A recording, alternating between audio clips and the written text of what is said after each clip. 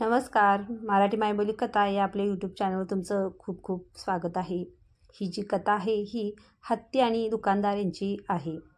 एका गावात एक पाळीव हत्ती होता. सर्व गावकरी त्या पाळलेल्या हत्तीची काळजी घेत. सर्व गावकऱ्यांचा तो हत्ती लाडका होता. हत्ती रोज मंदिरात जात असे. रोज मंदिरात जाताना तो एका फुलांच्या दुकानात थांबत असे.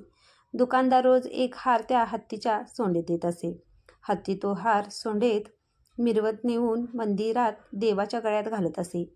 हत्तीचे हार मिरवत नेणे आणि मंदिरात जाणे लोक आनंदाने बघत असत. हत्तीची श्रद्धा हा साऱ्या गावाचा कौतुकाचा विषय झाला होता. एके दिवशी दुकानदार अत्यंत निराश अवस्थेत दुकानात बसला होता.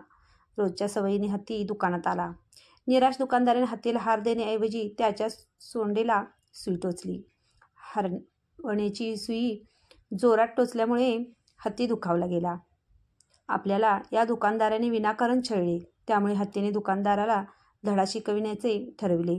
हत्तीने दुकानाच्या जवळून वाहणाऱ्या ओढ्याच्या पाण्यातून चिखलयुक्त पाणी सोंडत भरून घेतले. हत्ती शांतपणे दुकानाजवळ आला. हत्तीने ते घाणेरडे पाणी दुकानदार, फुले आणि हारावर फवारले. दुकानदाराचा सगळा माल खराब झाला. त्याला स्वतःची चूक कळून आली, मात्र त्यासाठी त्याला मोठी किंमत मोजावी लागली. कथा कशी वाटली हे मला कमेंटमध्ये नक्की सांगा आणि चॅनल लाईक करा, शेअर करा, सबस्क्राईब करा. धन्यवाद.